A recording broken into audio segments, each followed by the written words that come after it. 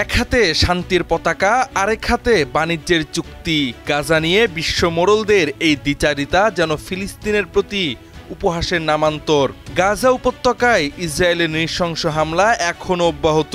প্রতিদিন বাড়ছে লাশ, ধ্বংসস্তূপে চাপা পড়ছে স্বপ্ন, আর বিশ্ববাসী দেখছে চোখের সামনে মানবতার চরম বিপর্যয়। এমন এক সংকটময় সময়ে বিশ্বের 28টি দেশের পররাষ্ট্রমন্ত্রীরা ইসরায়েলের বিরুদ্ধে যুদ্ধ বন্ধের আহ্বান জানিয়ে একটি যৌথ বিবৃতি দিয়েছেন। কিন্তু এই বিবৃতির পেছনে রয়েছে বাস্তবতার এক করুণ দ্বিচিত্র ছবি। এই দেশগুলোর মুখে যুদ্ধের নিন্দা থাকলেও তারা ইসরায়েলের সঙ্গে চালিয়ে যাচ্ছে কয়েক বিলিয়ন ডলারের বাণিজ্য। অস্ত্র বিক্রিতে নেই কোনো নিষেধাজ্ঞা, নেই অর্থনৈতিক অবরোধ বা সম্পর্কচ্ছেদ, বরং দ্বিপাক্ষিক বাণিজ্য প্রতিনিয়ত আরও গভীর হচ্ছে। যেসব দেশ এই বিবৃতিতে স্বাক্ষর করেছে তাদের মধ্যে রয়েছে যুক্তরাজ্য, Australia, Austria, Belgium, Canada, Cyprus, Denmark, Estonia, Finland, France, Iceland, Ireland, Italy, Greece, Japan, Latvia, Lithuania, Luxembourg, Malta, Netherlands, New Zealand, Norway, Poland, Portugal, Slovenia, Spain, Sweden ও সুইজারল্যান্ড।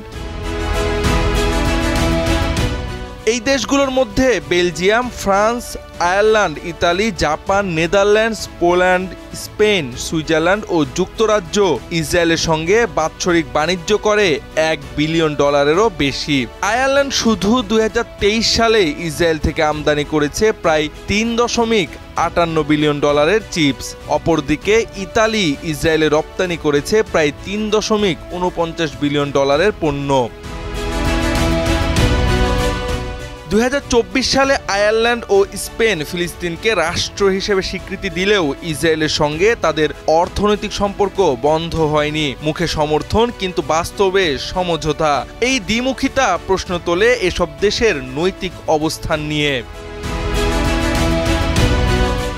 বিশেষজ্ঞদের মতে শুধু বিবৃতি দিয়ে কোনো সংকট থামে না। যদি সত্যই এ দেশগুলো গাজায় শান্তি চায়, তাহলে উচিত ছিল ইসরায়েলের বিরুদ্ধে কার্যকর ব্যবস্থা নেওয়া, যেমন অস্ত্র বিক্রি বন্ধ, অর্থনৈতিক নিষেধাজ্ঞা আরোপ বা কূটনৈতিক সম্পর্ক হ্রাস। কিন্তু বাস্তবতায় দেখা যাচ্ছে এসব পদক্ষেপের পরিবর্তে তারা কেবল বিবৃতির মধ্যেই নিজেদের দায়িত্ব শেষ করেছে।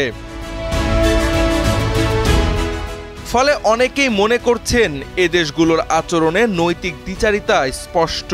যুদ্ধ বন্ধের ভাষণ দিয়ে যে দেশগুলো আবার ইসরায়েলের সঙ্গে ব্যবসা করে চলেছে, তাদের বিশ্বাসযোগ্যতা নিয়ে প্রশ্ন তুলেছে বিশ্ব মানবতা। প্রশ্ন উঠেছে, অর্থনৈতিক লেনদেন ঠিক রেখে শুকনো নিন্দা ও প্রতিবাদ কি তবে শুধু দায় এড়ানোর স্বার্থে, নাকি অন্য কিছু?